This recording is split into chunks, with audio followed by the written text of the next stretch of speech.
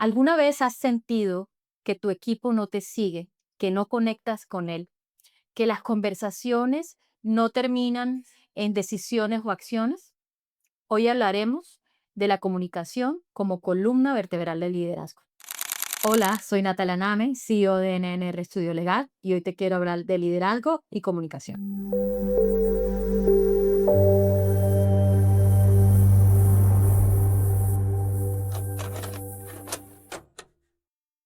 En el día de hoy le he pedido su compañía a mi amiga Johanna Arjona, comunicadora social, especialista en comunicación organizacional, con 20 años de experiencia como directora de comunicaciones de diversas empresas, especializada en comunicación en crisis, para que me acompañe a develar junto a ustedes una conversación sobre el liderazgo y la comunicación en la empresa. También en el día de hoy nos acompaña Raúl Avendaño, comunicador social, especialista en marketing, medios de comunicación, productos digitales, para que juntos nos acompañen a establecer una comunicación que nos deje aprendizajes sobre el valor de la comunicación y su inescindible relación con el liderazgo. Muchas gracias, Natalia, por el espacio, la oportunidad de estar con estas dos comunicadoras y coachings o coach empresariales. Bueno, quizá sería interesante empezar la conversación hablando de pronto de la buena voz del líder, ¿verdad? No solo lo que se dice, sino qué acciones respaldan esos mensajes. Pero antes que nada tendríamos que arrancar con la pregunta obvia y es, eh, ¿cómo podemos definir la comunicación al interior de una organización? Bueno, en primer lugar, gracias. Muy complacida de estar aquí en esta conversación con ustedes. Y bueno, es una pregunta supremamente poderosa porque la comunicación es un acto intencional. Esa es la primera definición que quiero poner sobre la mesa. No es un acto deliberado, es un acto que tiene un propósito, que tiene una intención. ¿Y eso qué significa? Que tiene mensajes, objetivos y audiencias definidas. Entonces, la comunicación no es un elemento circunstancial, ni es un elemento que aparece en momentos en donde se necesita. Ujú. La comunicación es un eje transversal en la organización que acompaña, que proyecta, que apalanca, que transmite eso que está a veces en papeles, Ujú. la estrategia, los objetivos, los valores corporativos, y los hace palpables y visibles, porque la comunicación de alguna manera lo que busca es movilizar, generar acciones. Cuando uno tiene una comunicación bien intencionada, lo que al final está buscando es generar una acción. ¿Cuál es esa acción? Pues sencillamente es la que establezca la organización como su objetivo. Digamos, ¿qué está buscando construir con sus empleados, con sus grupos de interés y qué acción o qué respuesta está esperando de ellos?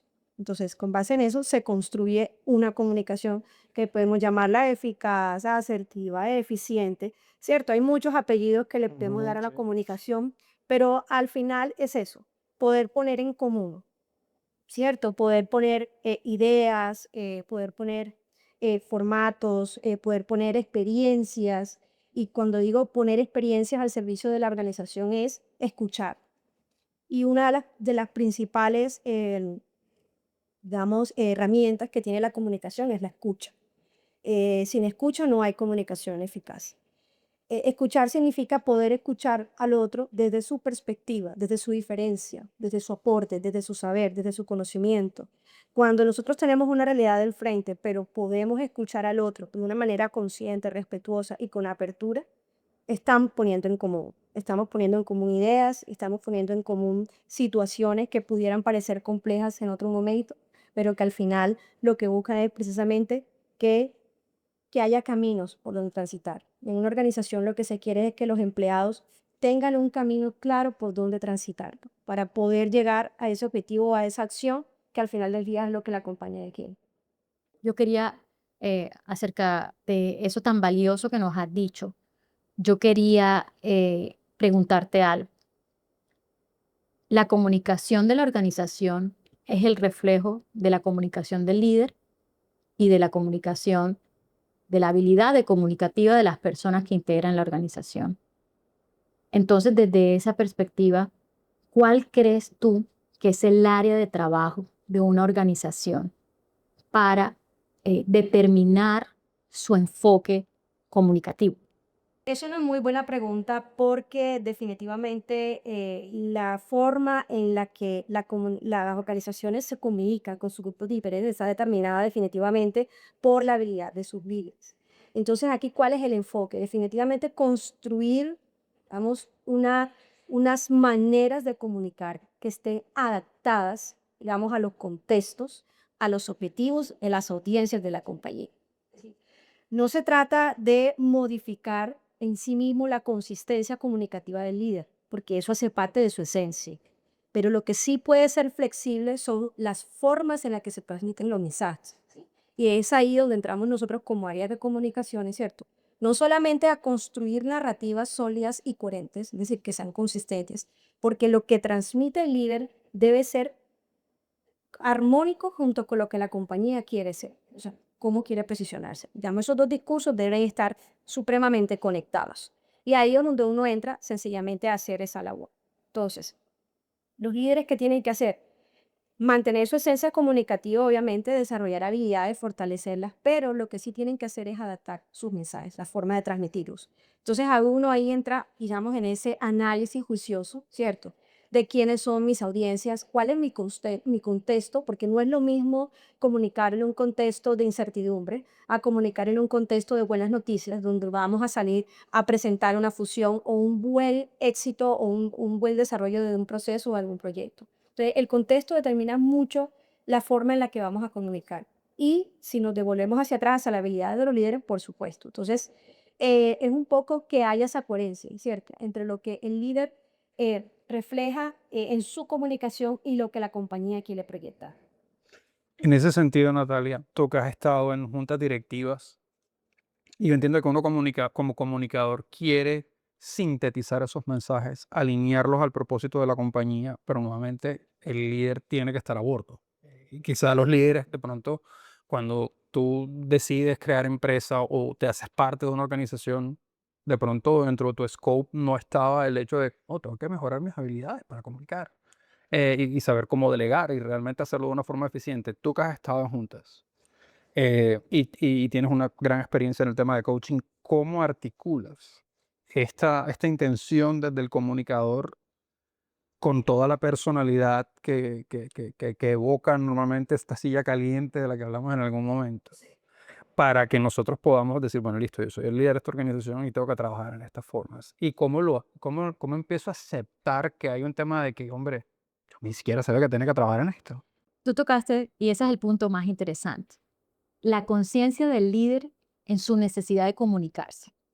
Eh, Nosotros, hablando en concreto de la empresa en Colombia y en Latinoamérica, tenemos un CEO que todavía es una persona que resuelve problemas de operación, que todavía es una persona que se encarga de problemas financieros y que todavía él no es consciente de su función como inspirador, como, como de su tradición oral para hacer a la gente subirse al propósito de la organización, de alinear el propósito de la organización con el del personal, de que de su boca salga bienestar, entusiasmo y transformación a las personas que dirige. Y no lo tenemos porque las empresas aún y los CEOs no son conscientes del tipo de liderazgo que tienen. Es decir, una empresa se establece con un fin y el fundador o el emprendedor está pensando, como lo habíamos hablado en alguna otra ocasión, en su producto, en su proyecto, en el servicio, claro, también en la rentabilidad, en su permanencia, en su longevidad, y no está pensando en la comunicación como una habilidad que necesita él para concretar todo eso. ¿Qué te quiero decir esto? Que en juntas, y te hablo de una experiencia muy reciente del mes pasado, cuando analizábamos los objetivos estratégicos de una compañía, hice esta pregunta: ¿y cómo los vas a comunicar? ¿Cómo te vas a comunicar con tu cliente? ¿Cómo le vas a comunicar eso a tu departamento de comercial? Que tú quieres eso. ¿Cómo le vas a comunicar eso a tu operación, esa transformación de producto que tú quieres hacer? La comunicación es transversal. No hay una parte de la gestión empresarial que no deba ser comunicada. No hay una parte, pero curiosamente, el enfoque gerencial, incluso de los miembros de las juntas directivas, todavía son los enfoques más duros. La información, la data, las finanzas, el El riesgo, dato duro, sí. y eso está muy bien. Pero cuando tú estás hablando de los objetivos estratégicos, y yo creo que todas las normas de estandarización, además empresariales, lo dicen, hay una línea que dice comunicación, generación de conciencia.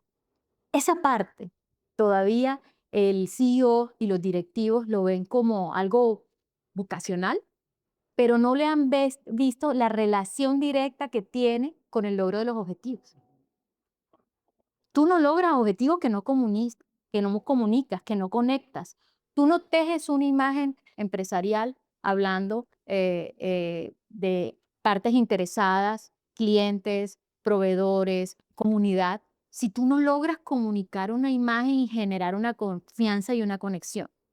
Entonces, yo pienso que todavía hay una desconexión del líder en que esa es una de sus funciones primordiales. Pero lo que sucede es que la comunicación requiere tiempo para que el líder, si no tiene esas habilidades, las desarrolle. Y eso genera ayuda. Necesita ayuda y autoconciencia para saber en qué punto de sus habilidades comunicativas está y cuáles son las que necesita para guiar a la organización. Eso requiere tiempo, requiere formación y requiere autoconciencia, como lo acabo de decir. Y requiere un respaldo, porque entonces eso te habla de que la organización en general tiene que ayudar a sus responsables, a sus líderes de proceso para generar eso. Y eso habla de un tipo de liderazgo. ¿Por qué? Porque un liderazgo que no extiende su comunicación muy probablemente es un liderazgo autocrático, en donde la información solo baja y no se gesta. Y eso es un tipo de liderazgo. Hoy por hoy no es el tipo de liderazgo más moderno, ¿no? Pero se encuentra. Pero se encuentra. Y es que nosotros no somos Suiza. Nosotros no podemos decir, ese liderazgo no existe en Suiza. De pronto no existe en Suiza porque el contexto, como tú acabas de decir, de la comunicación en Suiza es uno. Nosotros aquí todavía en Latinoamérica lo encontramos, pero aquí estamos instando un cambio y una transformación organizacional porque el liderazgo también implica bienestar. Y cuando tú te inspiran, cuando a ti te motivan, cuando te suman al propósito, cuando a ti te conquistan, porque finalmente entonces el líder es un conquistador de las mentes y de las emociones del equipo en búsqueda de un propósito, ¿cierto? Entonces cuando a ti te conquistan, tú generas bienestar y generas ideas y la comunicación se vuelve una conversación, no se vuelve un monólogo de arriba a abajo, que es lo que todavía, respondiendo a tu pregunta más concretamente, es lo que ocurre y lo que yo experimento en las juntas. ¿Cuesta mucho calar eso? Dohit, no sé, tú también, que has estado también en tantas juntas y tantos temas. Sí, yo creo que aquí hay que hablar sobre algo muy importante y es que las compañías cuando transitan cambios importantes Ujú. organizacionales, sea por gran discusión o implementación de nuevos sistemas, la mayoría de las veces se ocupan mucho de los problemas técnicos de dicha transformación y no de los desafíos adaptativos, Ujú. que es lo que tiene que ver 100% con las personas. Ujú. Entonces, nos ocupamos más e invertimos más en que no perdamos la implementación como tal, es decir, que el sistema operativo funcione, que esa nueva tecnología funcione al 100%, pero olvidamos que lo que hace sostenible ese cambio y lo hace duradero, efectivo además, Ujú. son las personas. Entonces, esos desafíos adaptativos son muy importantes porque implican algo que es cambiar creencias, cambiar formas de hacer las cosas, cambiar actitudes, resignificar valores. Es decir, estamos tocando las fibras humanas Ujú. y para eso toca hacer un trabajo no solamente responsable, desde el punto de vista de entender quiénes son las personas que están participando, digamos, de esos proyectos o de esos procesos importantes, para poder saber cómo transformar su forma de participar, digamos, la forma en que se involucren y lograr que sea sostenible ese proceso que estemos llevando a cabo. Es decir, que haya una interiorización, que haya una comprensión, que haya una aceptación de cualquiera que sea el cargo o el proceso que se esté llevando a cabo y que sea sostenible en el tiempo. Entonces, dos temas, desafíos adaptativos y problemas técnicos. Eso es súper clave en temas, digamos, a nivel de liderazgo y a nivel de grandes cambios en las organizaciones. Raúl, mira, si me permites una metáfora, yo te diría, si la organización fuera una persona, la comunicación sería la sangre. No hay un lugar al donde no llegue, no hay un rincón que no la necesite, ¿ya? En cada momento, en cada contexto, en cada área se necesita.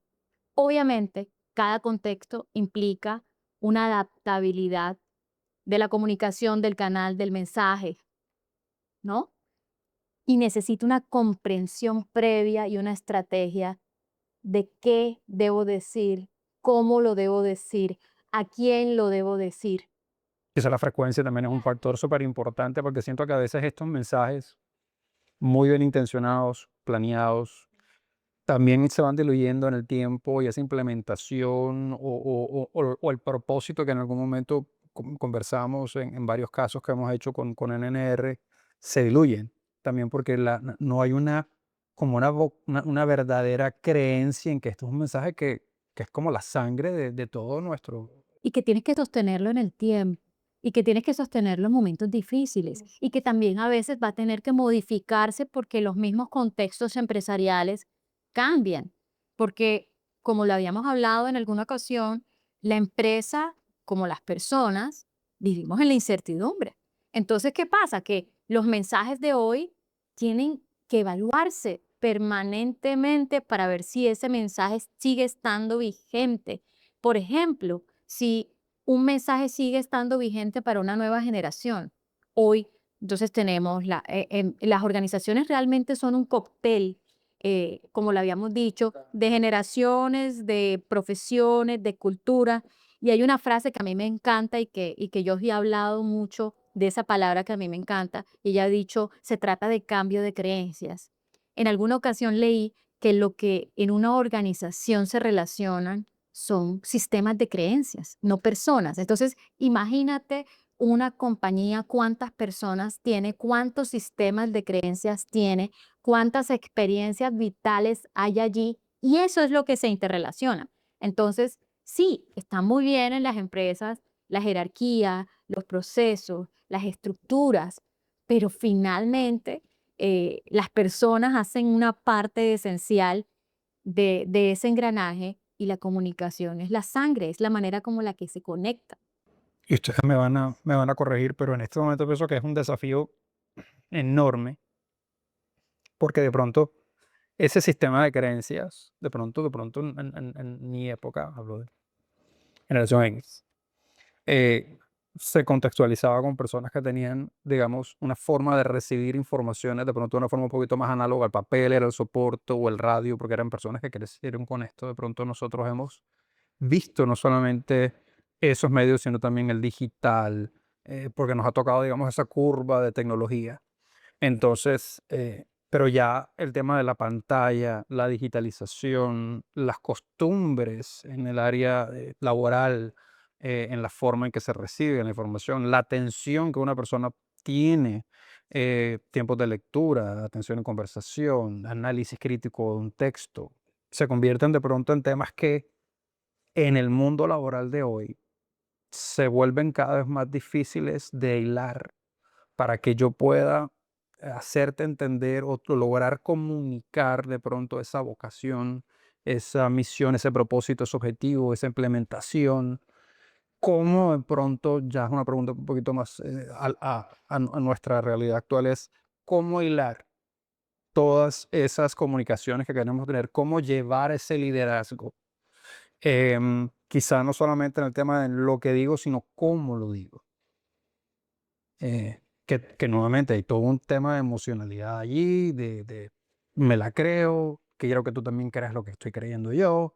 ¿Cómo hilamos eso con todos esos nuevos ecosistemas y esos nuevos mundos que ya hacen parte de una organización a nivel de jerarquía y para mantenerlo, digamos que no solo solamente en la vertical, sino que haya algo de horizontalidad y permitir espacios seguros como los que conversamos, en donde yo necesito que una persona me diga, oiga, de pronto esa no es la mejor forma de hacerlo, puede ser esta, y que yo no, y que no sienta que su posición y su puesto van a estar en riesgo de pronto, sino que tenga la convicción de que en esta organización esos espacios existen. A veces ni siquiera lo tenemos claro. Entonces, ¿cómo hilar? ¿Cómo el- El liderazgo. Ujú. El liderazgo es el que es capaz de ser la columna vertebral de la organización. Pero primero tienes que escoger la organización y el líder tiene que escoger qué tipo de líder quiere ser. Entonces, en principio te hablé de liderazgo autocrático, que es el más tradicional, es autoritario, pues el señor decide y los demás acatan. Hay uno democrático y es en el que yo entro en un grupo en donde lo voy a escuchar y vamos a llegar a unos acuerdos. El otro es transformacional, entonces yo lo voy a inspirar para que él sepa decidir y tal. Y a mí hay uno que me gusta, me encanta, que es el que yo creo que puede dar los mejores resultados, que es el líder coach, que es ese líder que, basándose en tu autoconocimiento, llega a ser capaz de observar de tal manera a sus partes interesadas, porque es que ese líder tiene que escuchar a su cliente, tiene que escuchar a sus colaboradores, tiene que escuchar a sus proveedores, tiene que escuchar al entorno y a las entidades, y es capaz de observarlos tanto, ¿no? Que puede llegar y conectar con sus necesidades. Y cuando los logra ver y se logra ver a él mismo, puede ser capaz de guiarlo. Entonces, hablando de un líder y su equipo de trabajo, es ese líder que basado en su autoconocimiento puede llegar y reconocer a su equipo y decir, este está ubicado en este lugar, este está ubicado en este lugar, este está ubicado en este lugar, este está ubicado, y puede adaptar su comunicación y su guía a esas personas para sacarles lo mejor de sí. Es capaz de reconocer el potencial del grupo para poder guiar. Entonces allí, y es solo en ese crecimiento de esa habilidad y de esa transmisión de conocimiento y guía, esta otra persona también es capaz de tomar decisiones, se siente capaz de decir y expresar, de crear comunicación él mismo, de crear soluciones, de crear un ambiente en donde con sus pares pueda hacer exactamente lo mismo. Entonces, es allí donde yo creo en ese liderazgo que influye, ¿no? Influye en el otro positivamente y lo hace, lo motiva a crecer y a desarrollar esas habilidades. Y es allí donde esa persona va a ser capaz de tomar decisiones. Entonces, cuando hablamos de, te sientes que vas a las conversaciones y tal, y las conversaciones no se vuelven en decisiones y acciones, es muchas veces porque el liderazgo no da lugar a que el otro tome posición, argumente y se atreva a tomar decisiones, aunque se equivoque, que es lo que hablábamos de la seguridad psicológica. El error es válido y del error se aprende. Entonces, el líder es el que crea ese espacio donde su equipo es capaz de hacer todo eso, pero también porque él ha tejido una confianza con él. Ese es un liderazgo eh, que hay que trabajarlo mucho, que requiere del líder autoconocimiento, formación y tiempo. Y tiempo, y tiempo. Pero nosotros, ¿cómo tenemos ubicados a los líderes? Vamos a hablar ni siquiera de un CEO o de un responsable de procesos, sino el responsable del proceso de operación, de cuál es su mayor enfoque por lo que le miden el indicador. Entonces, su objetivo no está alineado con el tiempo que él se gasta comunicando y él todavía no es consciente que para cumplir ese objetivo tiene que dedicarle mucho tiempo a la comunicación. Es que es un contrasentido hasta que no se lo ayudas a comprender. Entonces, pero ese es al final el que vale la pena, porque ese liderazgo te está creando otros líderes al interior de la organización. Entonces, realmente garantiza además una sucesión. La comunicación es virtuosa, yo no sé de qué manera así la siento yo, la comunicación es virtuosa y también imagínate tú formar comunicativamente y formar el liderazgo y las habilidades comunicativas de una persona y cómo impacta eso en su familia y cómo impacta eso en su entorno fuera de la empresa y cómo impacta eso en la sociedad. A mí me parece además que vocacionalmente es brutal. Es la empresa aprovechando de desarrollar habilidades que le sirven a su objetivo, pero que además tienen un efecto virtuoso sobre toda la comunidad que tenga contacto con ese individuo. ¿Ya? Entonces, Si tú me dices, ¿cómo hilar eso? Se hila a través del liderazgo, porque el influyente en una compañía es el líder. Pero yo estoy segura que Yogi también, no sé, ahora nos compartes eso. No siempre el que toma las decisiones es un líder. No siempre el que toma las decisiones. Yo he encontrado liderazgo en compañías, en, en personas que no hacen parte de la línea directiva, pero que tienen una capacidad de resolver y de enseñar y de que tú las reconoces, que tú las reconoces. Pero entonces, si tú tienes unos cargos estratégicos, Puede ser el número 2, te diría. Que tenga todas esas habilidades de producto y asertividad, que pueda detectar todos esos tú minutos. necesitas, en este esquema que yo te estoy diciendo de líder coach, tú necesitas ubicar en tus cargos estratégicos a unas personas que o posean las habilidades o unas personas que tienen la actitud de desarrollar esas habilidades y tienes que invertirles. Tienes que acompañarlos e invertirles para que él desarrolle esas habilidades. Pero todo parte del autoconocimiento de qué tipo de liderazgo quieres al interior de la compañía y en base a ese tipo de liderazgo, qué estrategia comunicativa vas a establecer y que él se mantenga en contacto con una persona que lo ayude a generar esas estrategias. Tengo este problema con este equipo, necesito comunicarme con este equipo. Entonces viene una profesional como yo y le dice, este es el logro, este es el objetivo que yo quiero, estos son los perfiles de las personas. Ayúdeme con tu formación a tener la mejor estrategia para que el mensaje sea escuchado.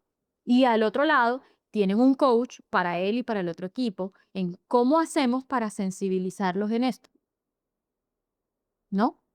Lo que pasa es que hoy todo eso parece costo, parece apoyo, parece demasiado blando y demasiado, no sé cómo lo mido en mis indicadores, cómo le encuentro un retorno a esa inversión, que yo haga en esa formación de ese equipo. Pero es que a la larga, eh, lo que te digo, la comunicación es la sangre. Y ahí, ¿cómo tú aterrizas Sí, bueno, cuando eso? hablaste de hilar, me conecté inmediatamente con la palabra coherencia. Es Ujú, decir, como líderes podemos desarrollar habilidades comunicativas, pero la confianza se inspira. ujú. ¿Cómo se inspira confianza? En el accionar. Es decir, cómo actúa el líder en coherencia con sus valores y sus mensajes consistentes. Entonces, aquí estamos hablando de dos cosas muy, muy importantes, permanencia y tiempo. Es Ujú. decir, la consistencia del mensaje del líder asociada a sus acciones y su permanencia en el tiempo es lo que hace hilar el estilo de liderazgo con la organización y de ahí hacia abajo a todo, digamos, el grupo de empleados. Entonces, coherencia es una palabra supremamente importante. Y también cómo se hila es digamos, la consistencia de la narrativa. Es decir, cuando ya creemos que lo hemos hecho muchas veces, apenas estamos empezando. Apenas estamos empezando a crear conciencia en las personas de cuál es el mensaje principal que queremos llevar. Es decir, cuál es el sentido de nuestra comunicación y hacia dónde queremos llevar ese liderazgo bien comunicado porque son, digamos, están engranados Ujú. esos dos conceptos, liderar y comunicar, porque ambos tienen algo en común y es crear. Un líder crea oportunidades para sus equipos de trabajo, crea oportunidades y espacios donde ellos pueden ser, donde pueden potenciar sus habilidades, pero la comunicación también crea espacios de escucha, crea espacios de conexión, de interrelación, y por eso es que están engranados unos con los otros. Yogi, podríamos decir que el líder está instalando creencias posibilitadoras en el equipo y en suma en la organización. Así es. Sí, definitivamente es como la creación de oportunidades y de espacios, sobre todo eso, ¿cierto? Donde él puede no solamente generar confianza, sino dar la confianza a su equipo de que puede aportar, de que puede opinar, de que puede sumar. Es decir, es una relación de todos, es una relación que se construye en el uno a uno y en la posibilidad de que cada uno tenga ese espacio, no solamente para ser reconocido, sino ser escuchado. Pero la comunicación, digamos, nos pone a prueba en esos momentos de crisis. Ya hablamos de coherencia, ya hablamos también de conciencia y los mensajes que se van hilando en el tiempo. Y con relación a ese tema, desde mi área, por ejemplo, a veces hablo con directivos de organizaciones y les digo, solamente para efectos del marketing digital, si tienen un manual de comunicaciones para redes sociales, porque hasta en ese ecosistema se necesitan. Entonces, muchas veces no tienen conciencia. Eso yo entiendo yo y que digamos es una área de experticia tuya. Y también he visto situaciones de empresas locales con las que he trabajado que han tenido una crisis, por la razón que haya sido, y nadie sabe qué hacer. Pero nadie sabe qué hacer de que ni el director ni la persona de marketing, de comunicaciones sabe qué hacer. O sea, nadie sabe qué hacer. Entonces, llegan finalmente al abogado eh, luego de que ya 3 personas han hablado en medios de comunicación, no se ha hecho un comunicado oficial, en fin. Con eso en mente. Los más dedicados para lidiar las crisis. Exacto, nuevamente nuestro alcance es cómo puedo apagar el incendio rápidamente, pero eso no transmite nada de los valores de la organización. Entonces, quizá la pregunta en ese sentido es cómo manejas la comunicación en esos momentos de crisis y de conflicto al interior de una organización. Bueno, generalmente las crisis fuertes, ¿no? Se presentan en las organizaciones porque no se ha atacado la raíz del problema.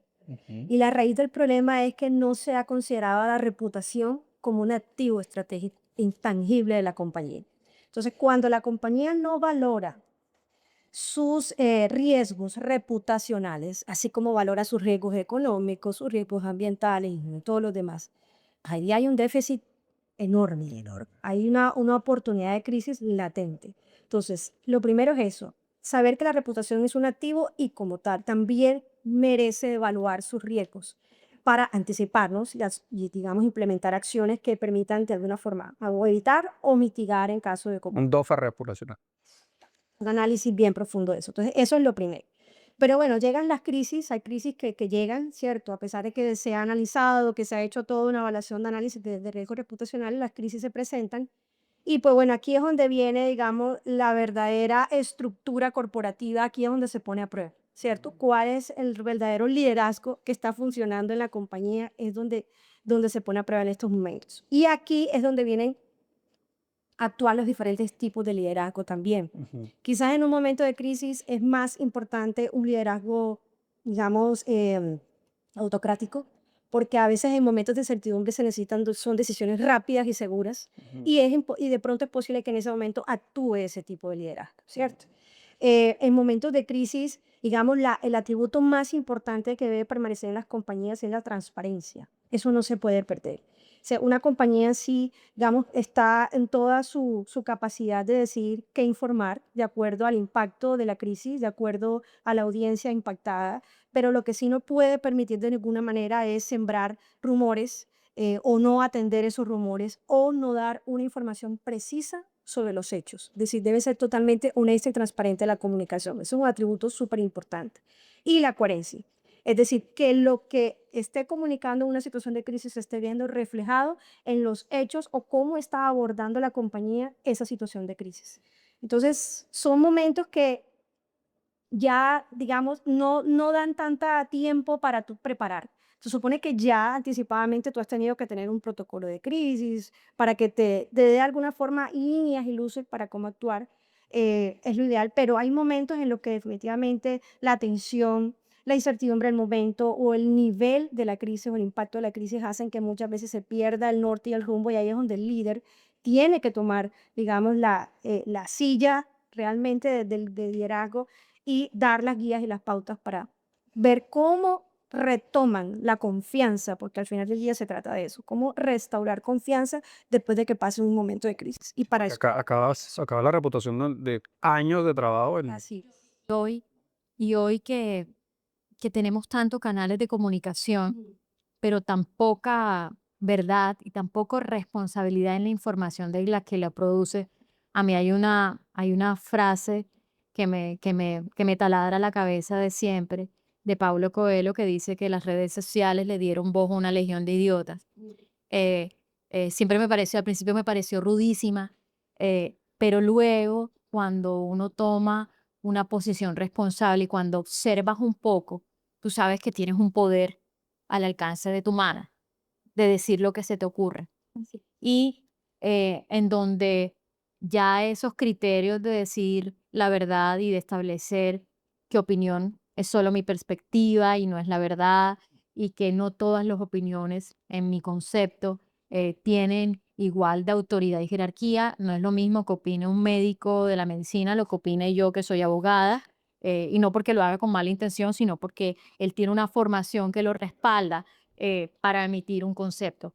Pero hoy todo esto, en el mundo en el que vinimos, está entremezclado, está perdido y las compañías están viviendo un momento que no es la primera vez en la historia que se vive, es decir, de manera general ha habido un antagonismo entre las empresas, las personas, las ideologías económicas y las ideologías políticas, y eso ha permanecido desde la primera revolución industrial hasta ahora que vamos en la cuarta. Pero lo que es verdad es que el nivel de difusión de la información no veraz que ataca a la empresa hoy es mayor que lo que era, por supuesto, en el siglo XVIII. Y entonces en ese momento la empresa también tiene una crisis un poco inmerecida, porque además es generalizada. Las empresas hacen esto. Las empresas son un ecosistema que toma decisiones, cuyas decisiones tienen consecuencias y que por supuesto son responsables de ellas como lo somos las personas de las decisiones que tomamos, buenas o malas, y nos toca asumir las consecuencias. Pero las empresas no solo somos ese momento de error, no solo, y ni las personas nada más nos puede definir un momento de nuestra existencia. Entonces, ¿cómo se hace hoy en este entorno tan de mucho canal de información y poco cuidado de la información que está allí para que la empresa cuide su reputación y cuide su imagen? Y otra cosa que me parece muy importante, que me parece que la empresa a lo largo del tiempo ha descuidado, y es que muestre su valor, ¿no? Sus errores, claro, los tiene, como todos, pero que también muestre su valor dentro de la sociedad, ¿no? Y su potencial desarrollo dentro de la sociedad. ¿Cómo se hace en este momento para una empresa en su manual de crisis traducir que mañana tiene una falla en el servicio y va a salir en X, y va a salir en Twitter, va a salir en X, y va a salir en Instagram y se va a volver viral? Qué buena pregunta.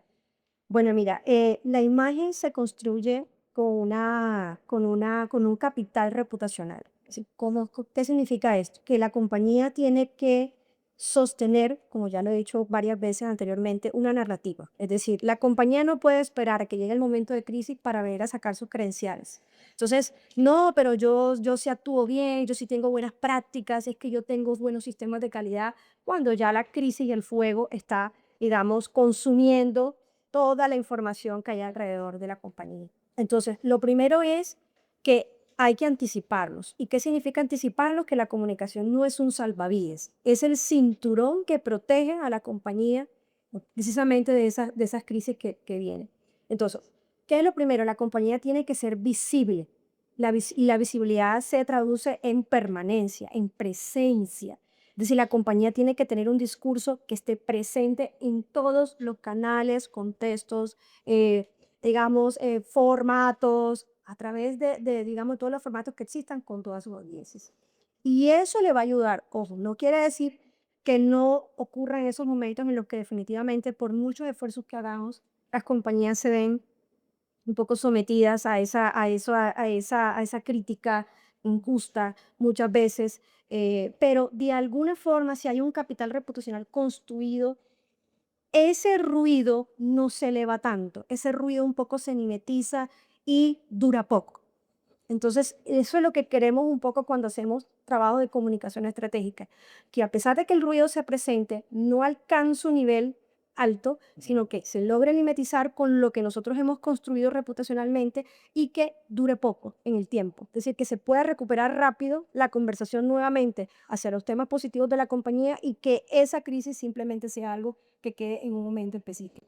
¿Y el plan de acción consideras tú que tiene que estar acompañado de acciones puntuales? Quiero decir, yo he visto, por ejemplo, organizaciones en donde hace poco estuve viendo el caso de unas chaquetas muy famosas para climas inhóspitos, por decirlo de alguna forma. Y una de las personas que la compró, esa chaqueta en particular, tenía una costura que estaba fallando y la persona estaba totalmente empapada.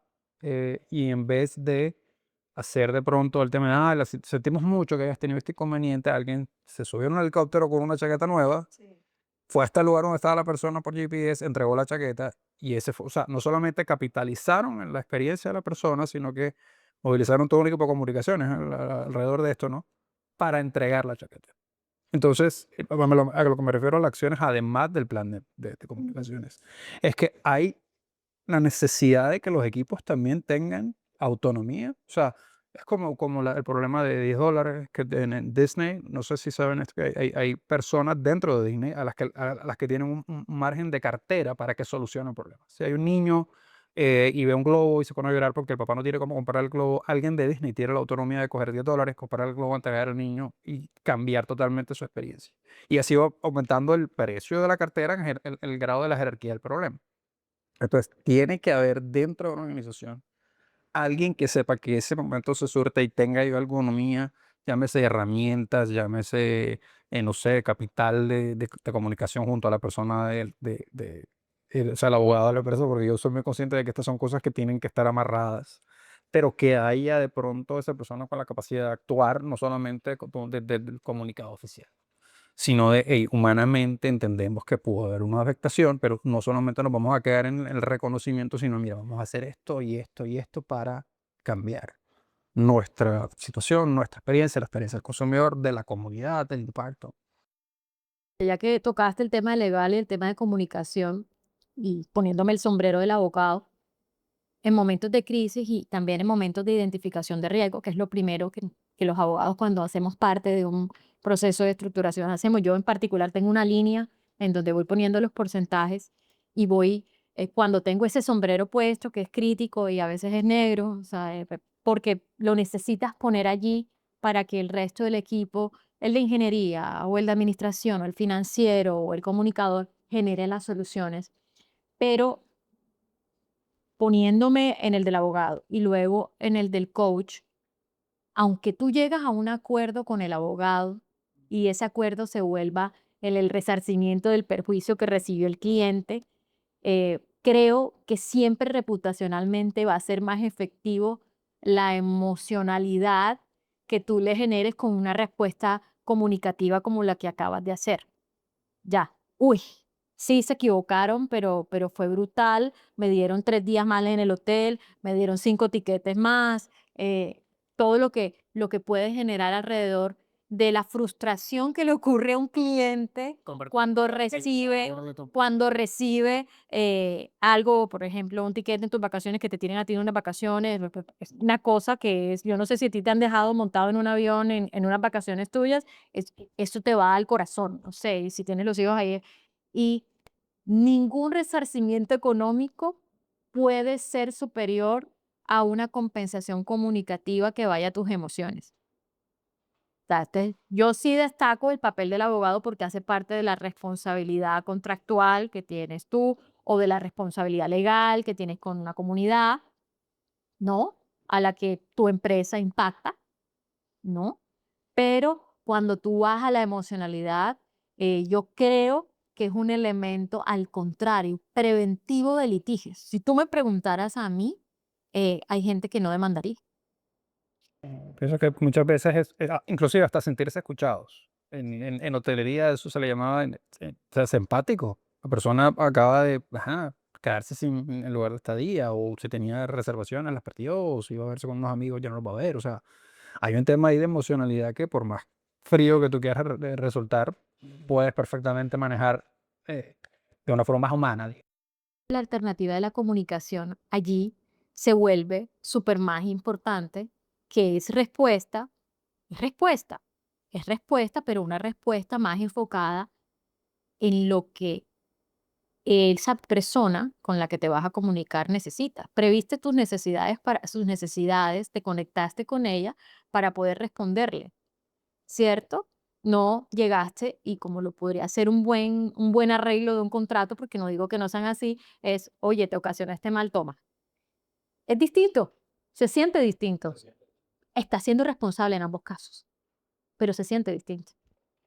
Sí, algo también importante por considerar es que la comunicación por sí sola no soluciona nada.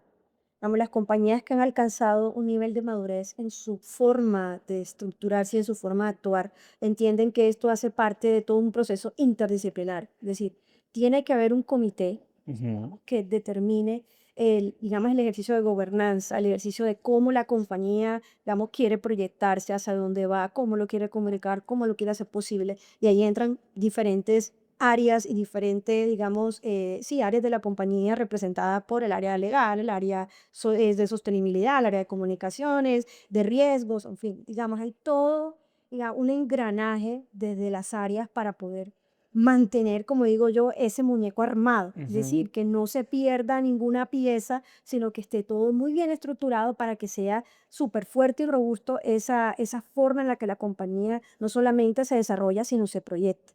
Entonces, eso creo que es muy importante tenerlo en cuenta. Fíjate que yo manuales de gobierno corporativo mm, no he visto en compañías, sobre todo en compañías pyme y pequeñas. Yo voy a asumir que las grandes compañías lo tienen, tú me vas a decir.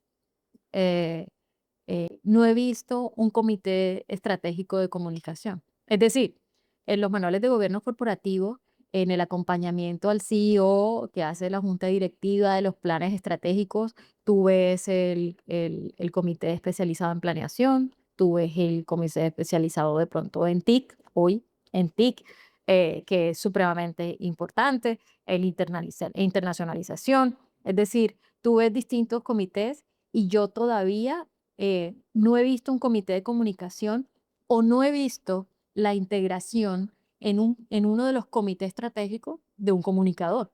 Porque tampoco es que tú tengas que decir que la comunicación es tu eje o es un objetivo estratégico, aunque a mí me parece que lo es porque te ayuda a cumplir los otros objetivos, pero por lo menos que tú tengas un miembro especializado en comunicación en cada comité para asegurarte que esos equipos se engranen y como dijimos al principio, de las preguntas iniciadoras de este podcast, vuelvas las conversaciones, decisiones y acciones.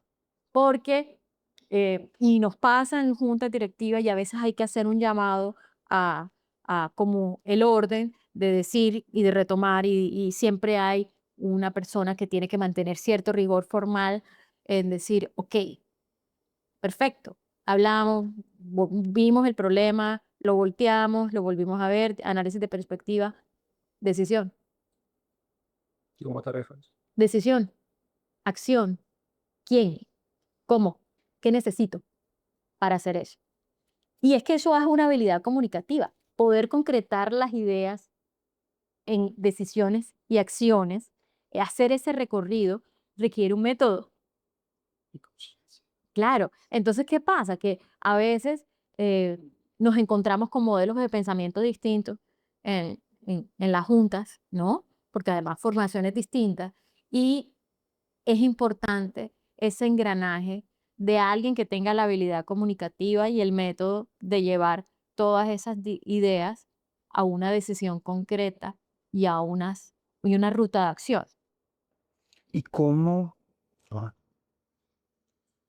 hago yo para que ese esfuerzo comunicativo, que todavía no está, porque claramente todavía ni siquiera hace parte de los planes de comunicación, se alinee con los objetivos de modo que yo pueda demostrarle a la junta directiva, a mis stakeholders, a la comunidad, a mi equipo, a mí mismo, que vale la pena? O sea, que yo puedo cuantificar de alguna forma, porque normalmente todas las conversaciones terminan en ese talante y es, esta estrategia comunicativa te puede mejorar X, de pronto la productividad de tus equipos, en el alcance de los objetivos que tienen, eh, en la sostenibilidad de los programas que quieres ejecutar en el tiempo. Pero ¿cómo hacer que esa conciencia y esa persona que debe estar en los equipos comunicativos aparezca en esos planes que no existe? Y esté motivado no de pronto ¿cómo digamos? Por toda la comunicación que no termina siendo acción, sino por temas que uno pueda aterrizar y que una persona con un sombrero financiero, con un sombrero productivo, con un sombrero legal diga, oye, sí, vale la pena que tengamos una persona de comunicación central en esta mesa y no solamente Ya cuando el incendio esté formado es que hay que llamarla y decirle, "Ven acá, ven acá, necesitamos que nos ayudes". ¿Cómo transmito eso? ¿Cómo convenzo? Yo creo, Raúl, que aquí el llamado de atención fuerte es para los que lideran en las áreas de comunicación, sean comunicadores sociales o no, porque he encontrado muchas áreas de comunicación lideradas por no comunicadores. Eh, y es un llamado fuerte a que tenemos que tener el carácter profesional de defender no solo nuestra profesión, sino de defender el papel y el rol que tiene la comunicación dentro de la organización. La comunicación solamente será percibida como estratégica mientras quien la lidera así lo sostenga. Ah, Entonces, a veces ha hecho falta mucha proactividad y mucha, digamos, decisión de quien lidera las comunicaciones en la compañía de ser parte estratégica de los procesos. ¿Y cómo puede ser una forma de ser parte estratégica? Empezar a tener indicadores de comunicación. Es que, a ver, tenemos indicadores de todos en las compañías, pero a veces nos sorprende, y yo me sorprendo cuando he llegado a compañías donde no tienen indicadores de reputación, indicadores de comunicación efectiva. ¿Cómo puedes medir un proceso de comunicación si no tienes como, digamos, unos indicadores que establezcan ese, digamos, esa medida de éxito? ¿Cómo puedes presentarle a una junta directiva, a un presidente de una compañía, la posibilidad de alcanzar ciertos objetivos si tú no tienes la forma de cómo medirlos? Si no tienes la forma de cómo comprobarles que efectivamente una mala comunicación es un impacto directo a la reputación y la reputación es un impacto directo a la inversión de la constructora, el retorno de la inversión de la compañía. Entonces, cuando uno comienza desde el área de comunicaciones a ser más estratégico, no solamente en la forma de hacer presencia, sino desde nuestro lenguaje. El comunicador tiene que hablar desde la parte también técnica, de la parte, digamos, de un lenguaje más constructivo, es decir, de hablar de indicadores, de estrategia de gestión, de ROI, o sea, ser parte también de la conversación sí, de los directiva de objetivos. la compañía, exacta. Ahí, en ese momento, es cuando realmente captas la atención de quienes deben captarlas, que eran el gran líder de la compañía y su junta directiva también, y decir, oye, ahí sí que prestarle atención. Pero es, creo, mucha responsabilidad nuestra y yo sí creo que hay que hacer un llamado a todos los comunicadores porque, te digo, lo he visto en compañías, conozco muchas historias y a veces uno dice, caramba, ¿cuánta diferencia habría si el comunicador toma la vocería y dice, un momento, aquí tenemos un proceso estratégico que puede agregar valor a la compañía y cómo se puede lograr de esta y esta forma? O sea, es simplemente decisión y el carácter, como digo, digamos, de llevar esa propuesta a la junta directiva o a la presidencia, en fin. Sí, total. Raúl, mira, a mí se me ocurre una cosa muy concreta. Y lo mismo pasa con las formaciones en el talento, eh, con esa formación de habilidades blandas que hoy, la vida misma de hoy, la inteligencia artificial y demás nos están llevando a decir que eso que consideramos blando va a ser lo estratégico, ¿no? Pero la gran pregunta para las organizaciones sería, ¿es que acaso como están ha funcionado? ¿Sabes cuántas compañías pasan en Colombia, nada más por referirlo así, a la segunda generación? ¿Por qué desaparece? Es decir, la comunicación en las organizaciones no está funcionando. Y la muestra típica de esto, patente, patética, es el mismo antagonismo que vinimos ahora entre las empresas y la gente, ¿no? La semana pasada hubo un congreso de la ANDI en Colombia y mira lo que sucedió, ¿no? La percepción que tiene la gente de las empresas nunca es buena. No importa dónde está la verdad, la gente no se preocupa de hacer la verdad porque está instalada la percepción negativa. Habrán casos en donde será muy justificada y habrá muchos casos en donde yo considero que no, donde yo considero que no. Pero entonces, como la percepción negativa está instalada, nada más partiendo de ese hecho, ¿tú crees que está funcionando la comunicación en las empresas ahora? Entonces yo creo que si tú te respondes sinceramente esa pregunta, sabes que tiene que cambiar algo en la organización. Entonces, aparte de eso que dice Yogi, del mismo, voy a utilizar la palabra, el empoderamiento del profesional de la comunicación sobre esa oportunidad que tiene de servir y de aportar a las organizaciones, está el análisis de lo que ocurre, de los hechos, de la percepción actual que te lleva absolutamente derecho a decir, nuestras comunicaciones no sirvieron. Entonces tengo que intentar algo distinto. Y si dentro de eso algo distinto, es decir, la comunicación hace parte de mis objetivos estratégicos o la tengo que tener en cuenta como un bastión dentro de mi gobernanza, pues vamos.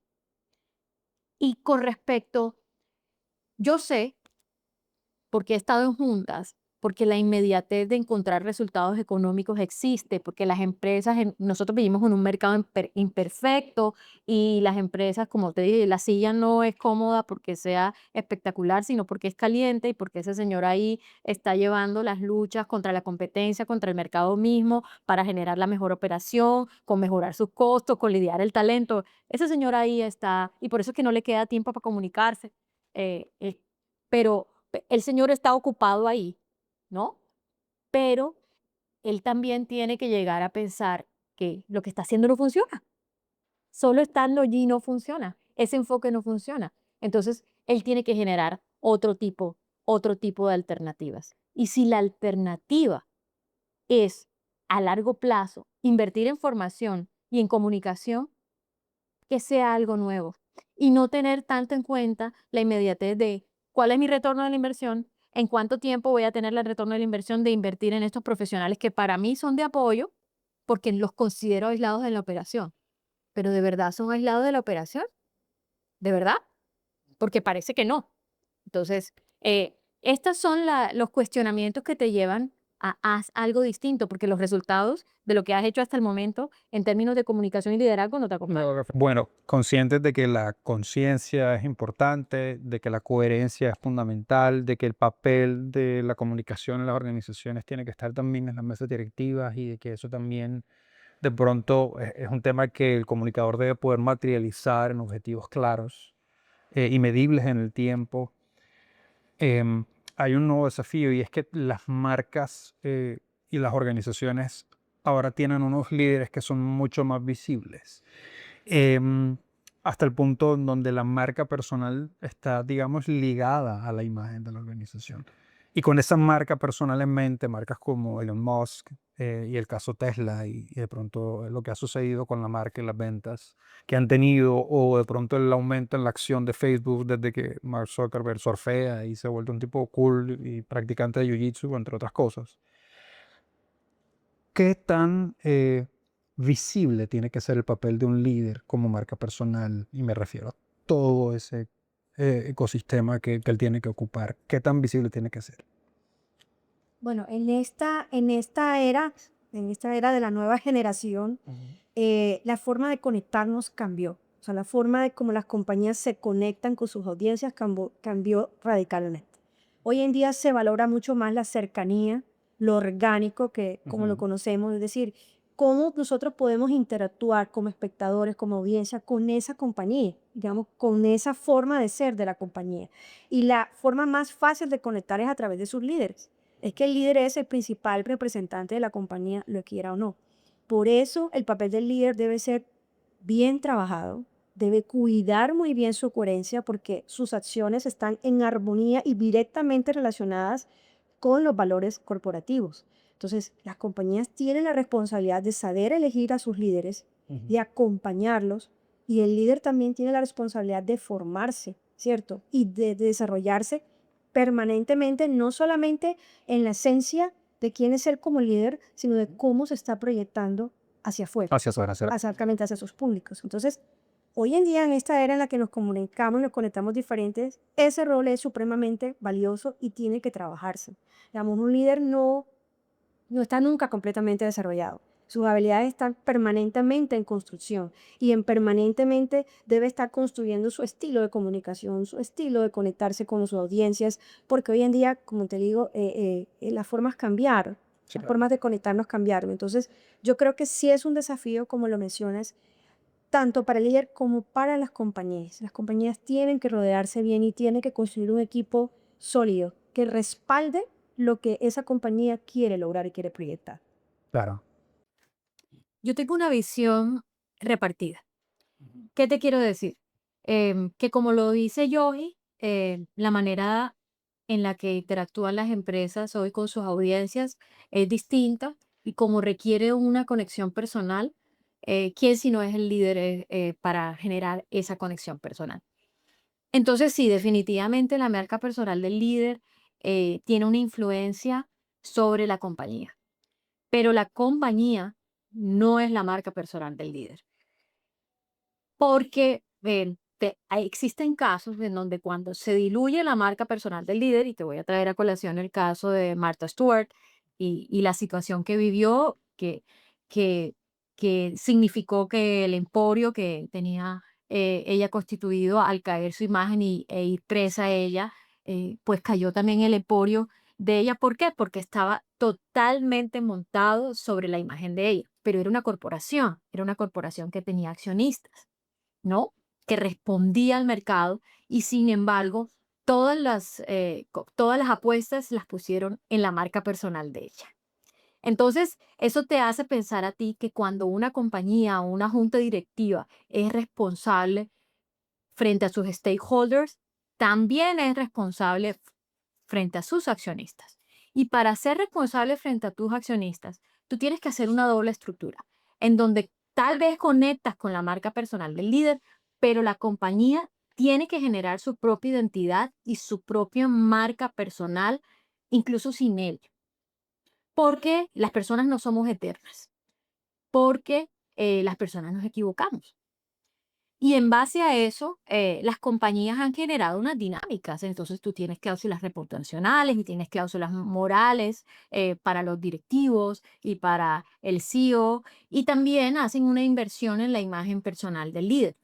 Pero a mí me parece que aunque la marca personal del líder es un apoyo para la identidad de la compañía, no es la identidad de la compañía, y la compañía, por cuidar y por proteger sus riesgos instalados y proteger a uno de sus stakeholders más importantes, que son sus accionistas, no debe poner solo los huevos en una sola canasta, que es la imagen de la marca personal. Entonces, yo sé que la marca personal para efectos del marketing suena una gran solución, suena una gran conexión con la audiencia, pero en administración y en cobertura de riesgos también hay que tener en cuenta otras perspectivas, y entonces hay que generar dos tipos de estrategias de comunicación y de identidades de imagen Sí, en la que se apoyen, pero que no dependa la organización tampoco de la marca personal del líder. de Es acuerdo con la decir, anal- Steve Jobs se murió, pero Apple existe, ¿no? Y pensaron que no iba a pasar porque él tenía un nivel de conexión, porque era un tipo muy peculiar, y eso enganchaba muchísimo, era el genio. Pero ahí está, logró sobrevivir eso. Entonces, ¿qué puede una empresa? No puede poner todos sus riesgos y su inversión en su imagen en el líder. Eso no, Sí, de no acuerdo. es viable. Compañías tienen que construir su identidad propia muy sólida y el líder es más una persona que apoya y que logra de alguna forma ser vocero y consolidar esa imagen de la compañía, pero no es la imagen de la compañía en sí. Digamos que eso es, digamos, un análisis bien interesante porque eso también depende de la estructura organizacional. O sea, hay compañías que nacen desde un líder, o sea, de quién la construyó, quién la fundó. Hay compañías que no. Hay compañías que simplemente tienen una reputación fuerte, digamos, una imagen sólida y un líder simplemente apoya, acompaña y, digamos, hace más visible esa imagen. Por eso es que el análisis que hace Natalia me parece súper importante porque estoy de acuerdo con ella en que no, definitivamente un líder no es la imagen de la compañía, pero sí hay que tener mucho cuidado porque esa línea es muy delgada. O sea, casi que hay que tener mucho cuidado con eso de tampoco dejar muy suelto al líder eh, porque puede ocurrir cosas inesperadas. Ahora, eso viene de una tendencia que yo celebro. Es decir, el emprendedor, el líder y el empresario habían estado ocultos Sí.